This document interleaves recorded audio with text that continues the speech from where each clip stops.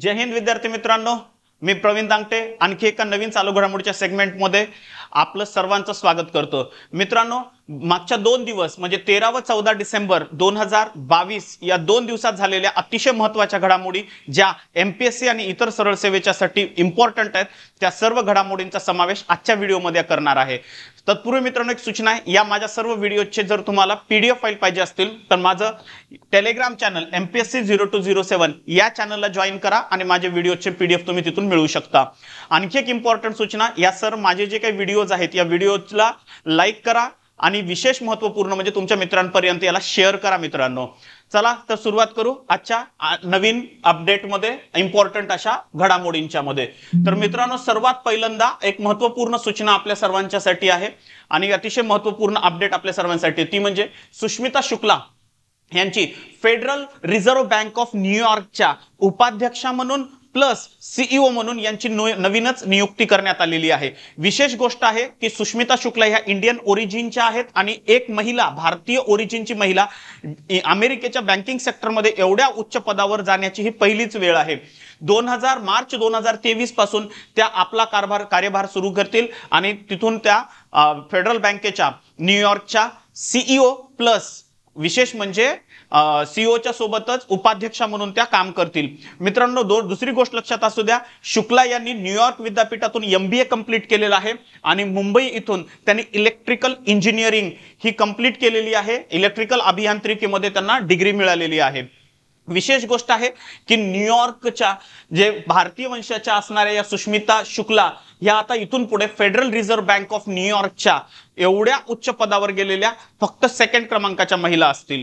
ठीक आहे, तर महत्त्वपूर्ण लक्षात असू द्या, सुष्मिता शुक्ला यांची फेडरल रिझर्व्ह बँकेच्या उपाध्यक्षपदी नियुक्ती झालेली आहे। चला तर नेक्स्ट अपडेट बघू।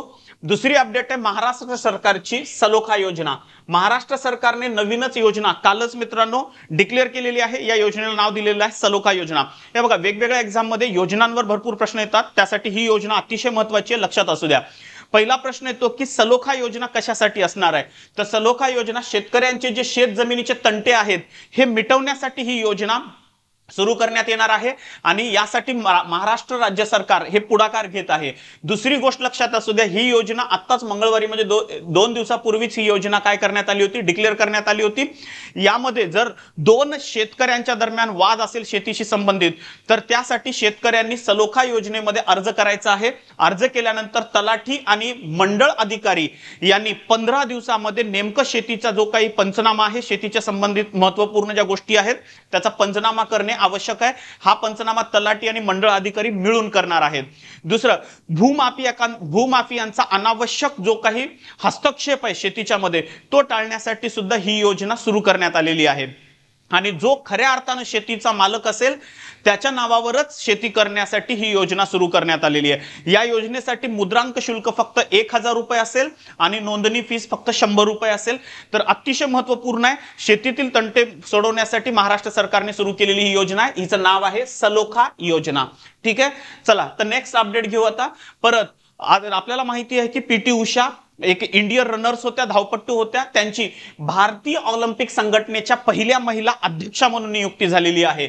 भारतीय, याला इंडियन ऑलिम्पिक असोसिएशन म्हणतात, तर IOA च्या अध्यक्षा म्हणून PT उषा यांची नियुक्ती झालेली आहे।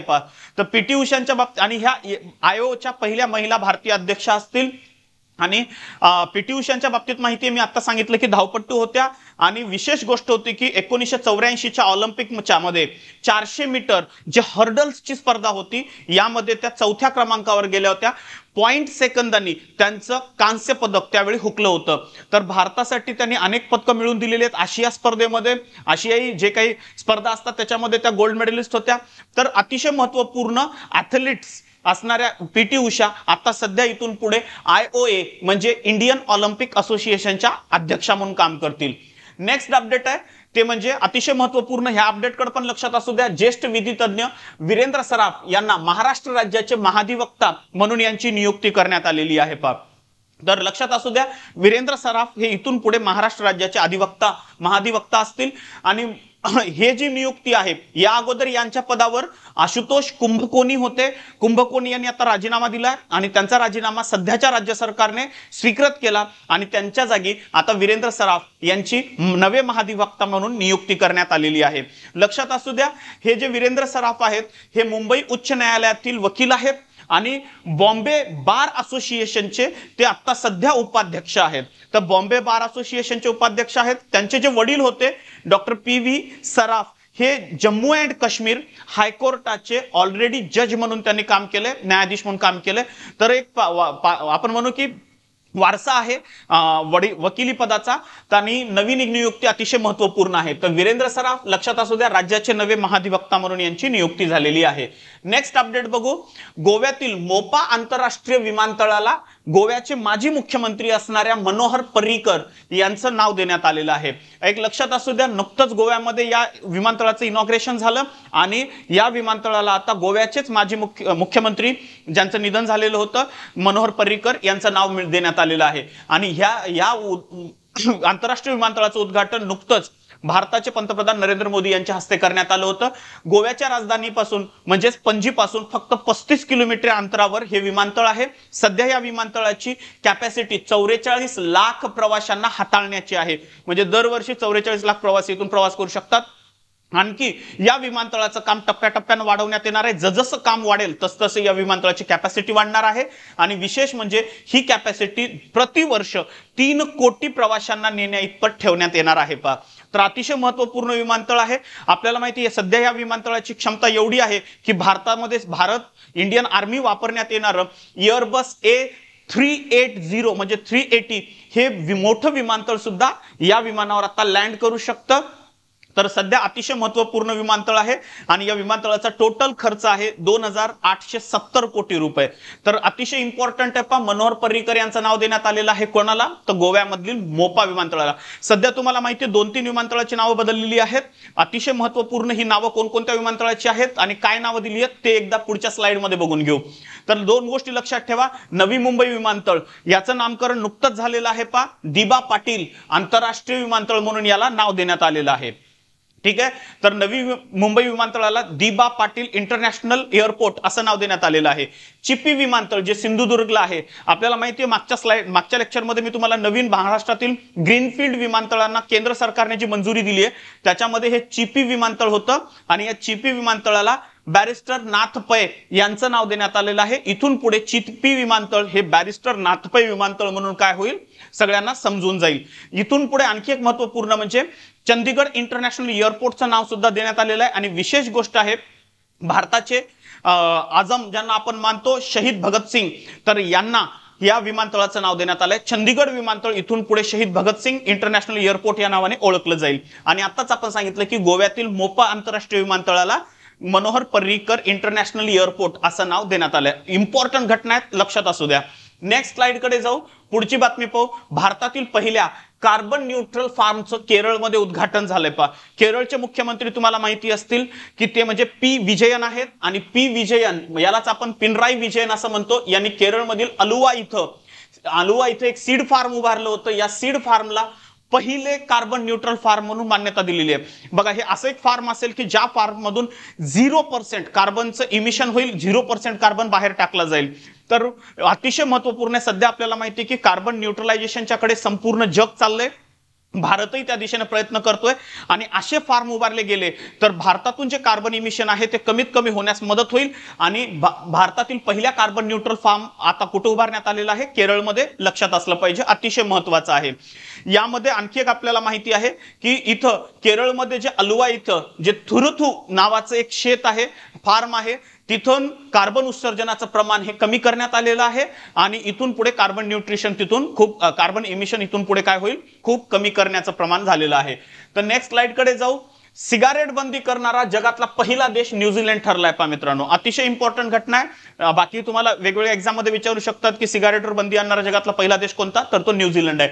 आपल्याला माहिती आहे की न्यूझीलंडच्या ज्या सध्या पंतप्रधान आहेत जेसिंडा अर्डन, ह्या न्यूझीलंडच्या पंतप्रधान आहेत जेसिंडा अर्डन यांनी नुकतंच त्या देशातील म्हणजे न्यूझीलंड मधील जे युवक असतील यांना सिगारेट आणि तंबाखू उत्पादनं विकण्यावर बंदी आणण्याचा एक नवीन प्रस्ताव तिथल्या संसदेमध्ये लावण्यात आला होता आणि हा कडक कायदा त्या संसदेने मान्य केला आणि न्यूझीलंडमध्ये आता सिगारेट आणि तंबाखू उत्पादनावर निर्यातीवर ही बंदी सुद्धा करण्यात आलेली आहे। विशेष गोष्ट आहे 1 जानेवारी 2009च्या नंतर जी मुलं जन्माला आली त्यांना तंबाखू विकत घेण्यास मनाई करण्यात आली आहे।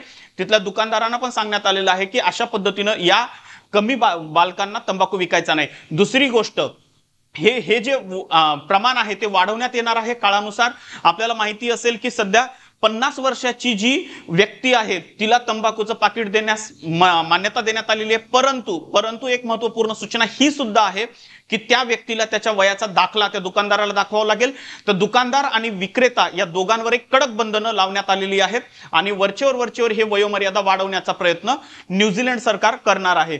तर लक्षात असू द्या, महत्त्वपूर्ण अपडेट आहे, तंबाखूवर बंदी आणणारा पहिला देश न्यूझीलंड बनलेला आहे। पुढचं बघून घेऊ, तामिळनाडू हे स्वतःच्या हवामान बदल मिशन सुरू करणारं पहिलं राज्य बनलंय। अतिशय इम्पॉर्टंट अपडेट आहे मित्रांनो। एका दिवस परीक्षेला तुम्हाला सरळ विचारतात की हवामान बदल मिशन सुरू करणारं भारतातलं पहिलं राज्य कोणतं, तर ते तामिळनाडू बनलेलं आहे। आपल्याला एक माहिती आहे की हे काय, याच्यामुळे होणार काय आहे, तर स्वतः एक राज्यातील ज्या नैसर्गिक संसाधनांचं संरक्षण करायचं असेल आणि त्याचं पुनर्संचयन करायचं असेल तर स्वतः त्या राज्याचं हवामान बदल असं अभियान सुरू करणारं तामिळनाडू हे पहिलं राज्य बनलेलं आहे। आणि हवामान मग सांगणार कोण, तर तामिळनाडू जिओग्राफिकल सेंटर हे हवामान बदल जे काही पोर्टल आहे ते सुरू करून लोकांपर्यंत माहिती पोहोचवण्याचं काम करण्यात येणार आहे। हवामानाच्या बद्दल वेगवेगळ्या मागच्या अनेक वर्षाच्या हवामानाचा अंदाज घेतला जाईल। तिथून पुढे हवामान कसं असेल, हवामानात काही बदल असतील तर ते शेतकऱ्यांपर्यंत आणि तिथल्या महत्त्वपूर्ण कंपन्यांपर्यंत पोहोचवण्याचं काम याद्वारे केलं जाईल।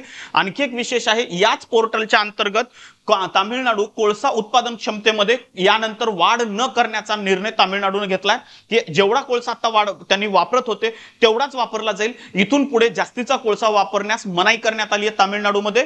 आणि जर तुम्हाला जास्त एनर्जी पाहिजे असेल तर त्यासाठी जे काही रिन्युएबल एनर्जी रिसोर्सेस आहेत ज्यांना आपण नूतनीकरणक्षम स्त्रोत म्हणतो तर त्या स्त्रोतांद्वारेच वीज तयार करण्याचा प्लॅन तामिळनाडूचा आहे। विशेष गोष्ट आहे की 2030 पर्यंत तामिळनाडू आता जेवढी एनर्जी प्रोड्यूस करतं तयार करतं त्याच्या निम्मी एनर्जी ही 2030 पर्यंत ते रिन्युएबल एनर्जी रिसोर्स पासून म्हणजे नवीकरणक्षम ऊर्जा स्त्रोतांपासून तयार करण्याच्या प्रयत्नात आहे। तर लक्षात असू द्या, तामिळनाडू हे स्वतःचा हवामान बदल पोर्टल किंवा मिशन सुरू करणारं हे भारतातलं पहिलं राज्य बनलेलं आहे। तर हे सर्व इम्पॉर्टंट अपडेट होते मित्रांनो। ह्या 2 दिवसात झालेल्या ह्या सर्व घडामोडींविषयीची माहिती होती। परत या व्हिडिओच्या PDF फाईल मी लवकरच MPSC 0207 नावाच्या चॅनलला काय करणार आहे, अपलोड करणार आहे। तर इथून तुम्ही माहिती घेऊ शकता। तत्पूर्वी मित्रांनो, राठोड MPSC अकॅडमी नांदेड अंतर्गत राज्यसेवा ग्रुप बी ग्रुप सी या MPSCच्या संदर्भातल्या सर्व परीक्षांसाठीच्या बॅचेस सुरू झालेल्या आहेत आणि सरळ सेवेअंतर्गत सर्वच्या सर्व बॅचेस सुरू आहेत। लवकरात लवकर आपण ऍडमिशन घेऊ शकता। तर ह्या व्हिडिओला शेवटपर्यंत पहा। धन्यवाद। जय हिंद मित्रांनो।